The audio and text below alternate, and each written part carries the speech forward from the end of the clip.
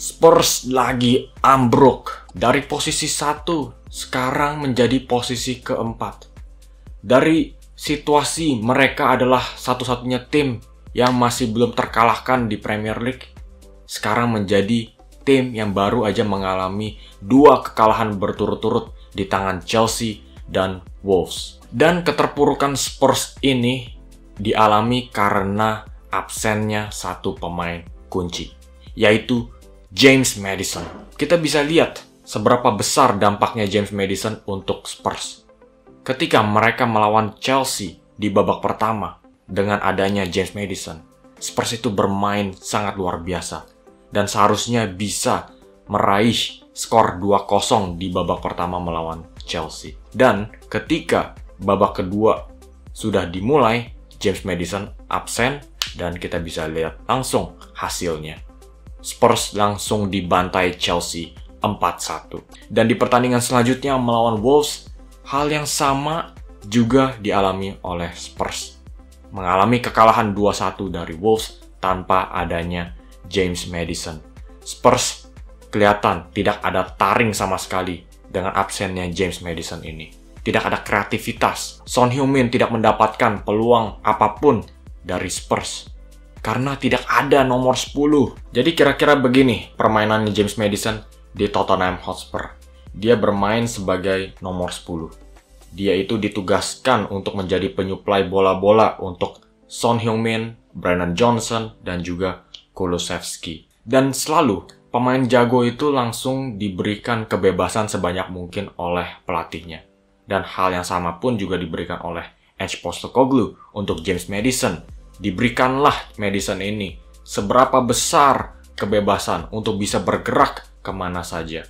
Dia bisa beroperasi di area sentral seperti ini, di antara lini pertahanan lawan dan lini tengah, dan juga dia bisa beroperasi di area sayap seperti ini, dan Brennan Johnson bisa masuk ke area half space, atau Johnson yang melebar, Maddison yang menempati posisi half space ini untuk bisa menambahkan daya dobrak Spurs di area sayap kiri tersebut. Jadi James Maddison itu kan suka beroperasi di area sentral lapangan, dan kita bisa lihat seberapa lincahnya James Maddison itu untuk bisa meliuk-liuk, menavigasikan dirinya itu melewati 2-3 pemain sekaligus di area yang sangat sempit seperti ini. Dia dihadang oleh satu pemain Fulham, dan kita bisa lihat bagaimana dengan satu sentuhan dia bisa langsung melewati satu pemain Fulham itu. Dan sekarang tantangan selanjutnya adalah dia dihadang oleh salah satu jangkar terbaik di Liga Inggris, yaitu Joao Palhinha. Tapi kita lihat apa yang dia lakukan ketika dia dihadang oleh Palhinha. Dia langsung bisa mengolongi kakinya Joao Palhinha ini. Dan kita bisa lihat dengan melewati 2 pemain Fulham ini sekaligus, semua opsinya itu langsung terbuka lebar. Dia bisa memberikan bola ke Kulusevski, atau dia juga bisa menyebarkan bola ke sayap kanan yang diisikan oleh Son Heung-min, dan dia juga bisa kasih bola ke Emerson Royal. Bebas kalau dia sudah bisa keluar dari kepungan pemain Fulham ini. Dan tadi gue juga sudah sempat menjelaskan kalau James Maddison itu nggak cuma pandai beroperasi di area sentral, tapi dia juga seringkali bebas bergerak ke area sayap kiri untuk bisa memberikan dukungannya ke Brennan Johnson.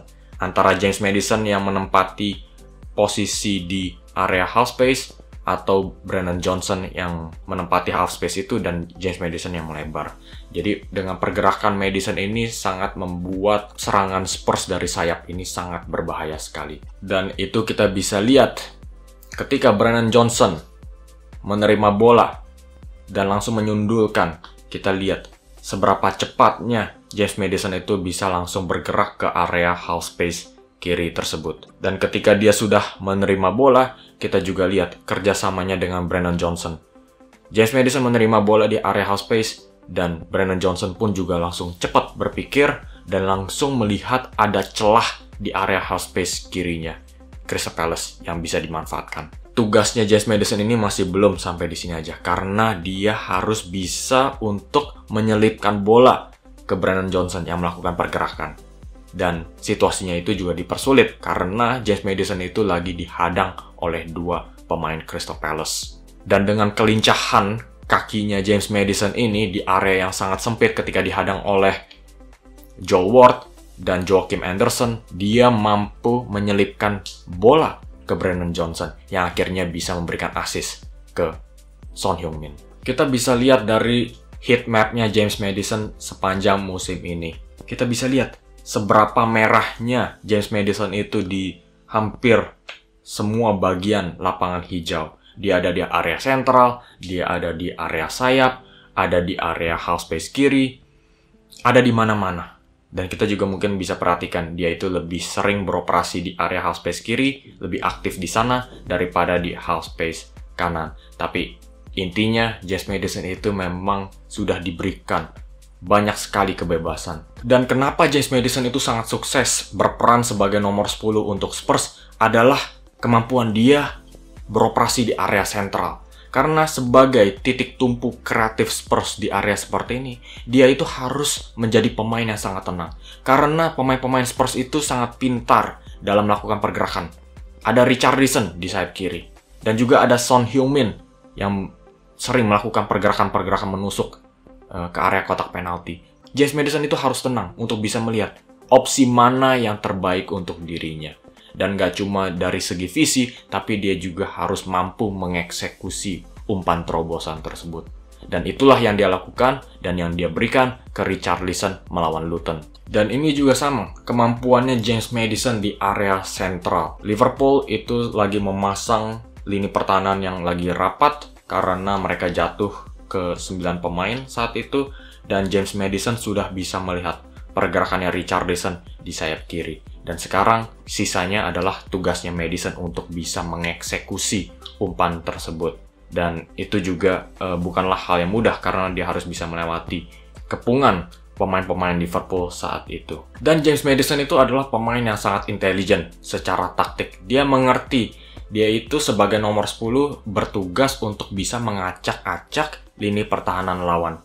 Dan salah satu cara dia itu mengacak-acak lini pertahanan lawan adalah ketika dia menerima bola di area sentral seperti ini, dia seringkali memberikan bola ke area sayap ke Kulusevski di sayap kanan. Kok bolanya ada 2 nih?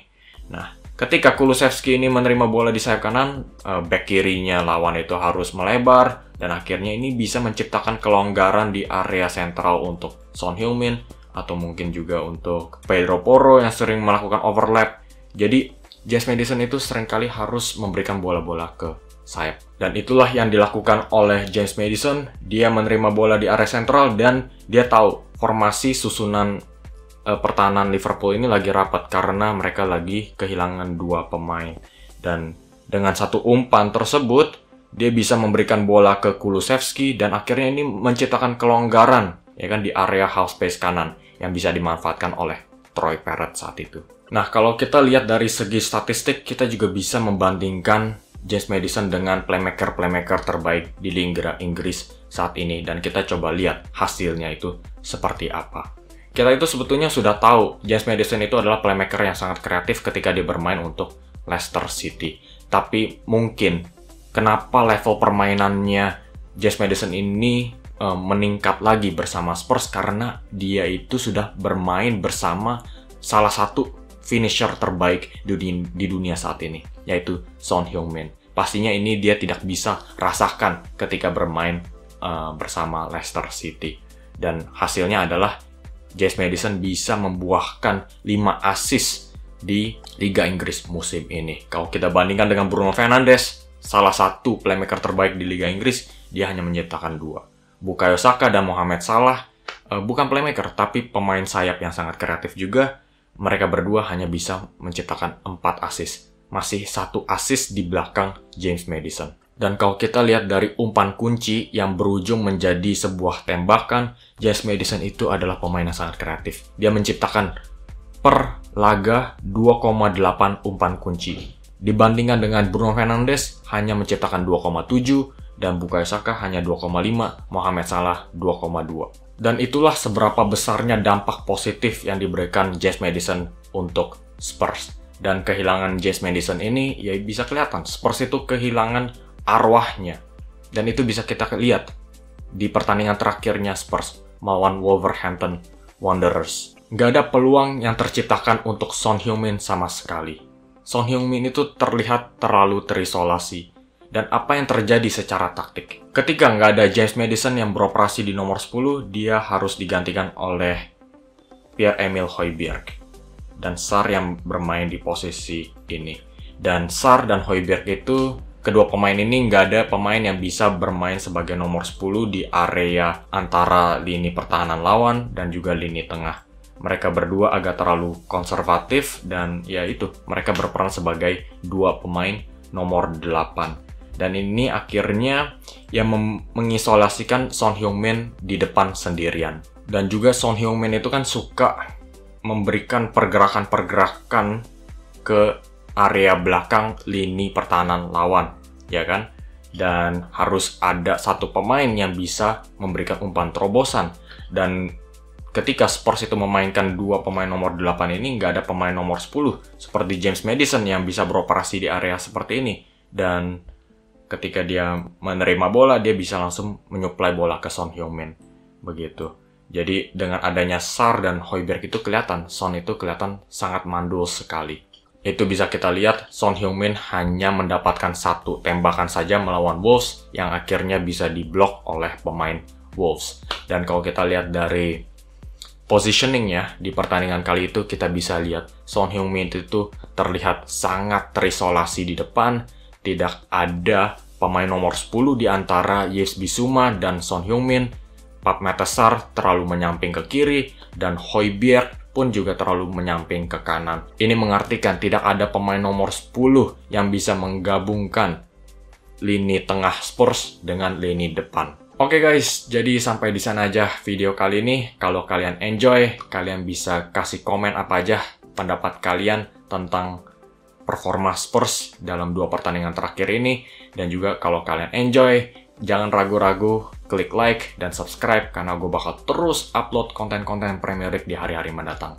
Oke guys, jadi sampai di sana aja video kali ini. Ditunggu aja video berikutnya. Terima kasih sudah menyaksikan.